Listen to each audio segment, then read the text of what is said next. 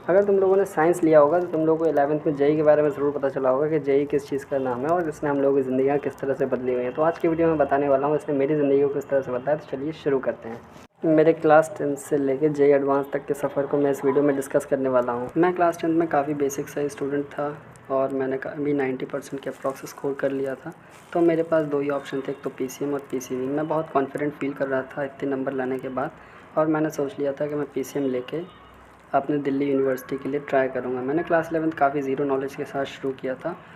कुछ दिन बाद ही मुझे जेईई जैसे कंपटीशन के बारे में पता चला, क्योंकि मैं पीसीएम लिए थे। सभी लोग बच्चे स्कूल में जेईई के बारे में बातें कर रहे थे। मैंने भी देखा कि कट ऑफ्स एडवांस के किस तरह के जाते हैं, तो एआईआर 1000 के लिए भी काफ़ी कम नंबर लग रहे थे। एक बात मैं आपको बताना चाहूँगा कि मैंने सिर्फ उस टाइम पे जेईई एडवांस के सिर्फ कट ऑफ्स देखे थे। मैंने पेपर को बिल्कुल भी एनालाइज़ नहीं किया था कि पेपर कितना ज़्यादा टिपिकल आता है, क्योंकि उस टाइम पे जब हम बेसिक टॉपिक्स पढ़ रहे थे, यूनिट डायमेंशन, काइनेमेटिक्स, ट्रिग्नोमेट्री, तो मैं सोच में पड़ गया कि क्यों लोग जेईई क्लियर नहीं कर पाते अगर इतना ईजी सब कुछ होता है। बट कुछ दिनों बाद रियलिटी मुझे बहुत तेज़ी से लगी, जब हाफ ईयरली के एग्ज़ाम्स में मेरे रिज़ल्ट काफ़ी पुअर आए। मुझे महसूस होने लगा कि मैं काफ़ी धीमे जा रहा हूँ और मेरे कई सारे बैकलॉग्स क्रिएट होना शुरू हो गए थे। ये सब भी मेरे लिए बहुत ज़्यादा पेनफुल था। मुझे बिल्कुल समझ नहीं आ रहा था मुझे क्या करना चाहिए। ये सब मेरे लिए बहुत स्ट्रेसफुल था। जैसे जैसे कॉम्प्लेक्स टॉपिक स्टार्ट हो रहे थे, मुझे और ज़्यादा परेशानी होना शुरू हो गई थी और ज़्यादा बैकलॉग्स क्रिएट होने लगे थे, जैसे equilibrium, organic chemistry, complex number, ऐसे ही। और अब परेशानी बढ़ाने के लिए हमारा एक और दोस्त कोरोना भी हमारे साथ आ चुका था। अब मुझे यूट्यूब चैनल्स के बारे में थोड़ा थोड़ा पता चलना शुरू हुआ। मैंने अपने स्कूल टीचर्स से बिल्कुल भरोसा छोड़ दिया था। बट यूट्यूब की पढ़ाई जेईई जैसे बड़े लेवल के कंपटीशन के लिए काफ़ी नहीं थी। मैंने क्लास 11th में सिर्फ 65.4% मार्क्स ऑब्टेन किए। मैं क्लास 11th के एक्सपीरियंसेस से बहुत कुछ सीखा और क्लास 12th में कोरोना फिर से आ गया। मैंने डिसाइड किया कि मैं किसी टीचर को फॉलो नहीं करूँगा जो भी मेरा स्कूल का है, और फिज़िक्स वाला के चैनल्स को ही अपना सब कुछ मान के जेईई वाला और वेदांतों के चैनल पर डिपेंड रहूँगा। मैंने क्लास 12th के बहुत सारे चैप्टर स्कूल शुरू होने से पहले ही पढ़ लिए थे। इससे मुझे क्लास 12th के लिए काफ़ी अच्छा स्टार्ट मिला था और इससे मैं काफ़ी कॉन्फिडेंट फील कर रहा था अपने 12th में। मैंने धीमे धीमे अपने पीसीएम की बुक्स को पढ़ना शुरू किया। मैंने अपनी आधी किताब मैथ्स की सिर्फ 2 महीने और 17 दिन में कंप्लीट कर ली थी। साथ ही साथ मैंने फ़िज़िक्स और केमिस्ट्री में भी काफ़ी इम्प्रूव कर चुका था। बट इसके कारण मेरे काफ़ी सब्जेक्ट पीछे छूट गए थे। मुझे इस बात की बहुत खुशी थी कि मैंने इस बुक को सिर्फ 2 महीने और 17 दिन में कंप्लीट कर लिया है।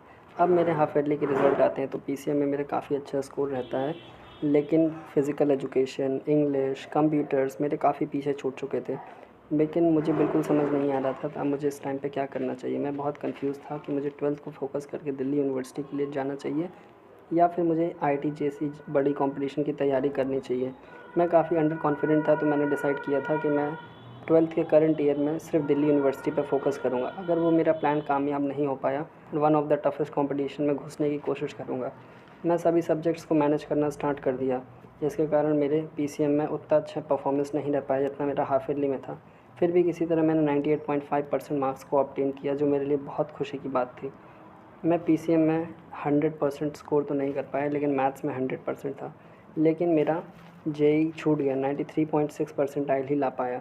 जुलाई का आधा महीना निकल गया था और दिल्ली यूनिवर्सिटी ने भी पूरी तरह से मना कर दिया था कि वो 12th का स्कोर लेंगे। सीयूईटी ने मेरा पूरे सपने को तोड़ दिया। मैं बहुत ज़्यादा डिप्रेस हो चुका था और अब समझ नहीं आ रहा था मुझे क्या करना चाहिए। मेरे सारे स्कोर और सारी मेहनत का कोई मतलब नहीं रह जाता है, क्योंकि दिल्ली यूनिवर्सिटी ने रिजेक्ट कर दिया था कि वो 12th के स्कोर को नहीं लेंगे। अब मेरे पास एक ही प्लान बचता है कि मुझे ड्रॉप लेना चाहिए। मैंने पेरेंट्स को किसी तरह कन्विंस कर लिया। पेरेंट्स तो मान गए थे, बट ये जर्नी आसान नहीं थी। मेरे पास सिर्फ 6 महीने का समय बचा था और मेरा जो पहला पेपर था वो जनवरी में होने वाला था। मैं उसके लिए तैयार नहीं था, तो मैं यूट्यूब पर फिज़िक्स वाला चैनल को सर्च करता हूँ तो मुझे एक मंजिल कोर्स मिलता है। मैं उस मंजिल कोर्स का हर एक वीडियो देखना शुरू कर दिया था। इक्विलिब्रियम वाला वीडियो तो लिटरली 12 घंटे का था। मैंने नोट्स बनाए, प्रैक्टिस की, क्योंकि अब वही मेरे पास एक लास्ट होप बची थी। मैंने बहुत प्रैक्टिस की, 8 से 9 घंटे रोज़ पढ़ाई करना शुरू कर दिया था। मुझे एक भी दिन का मैंने गैप नहीं रखा और मैंने जनवरी में 98.6 परसेंटाइल ऑब्टेन किया। अप्रैल अटैम्प्ट मेरा कुछ खास अच्छा नहीं गया, क्योंकि कंपटीशन 3 लाख से इंक्रीज़ हो चुका था।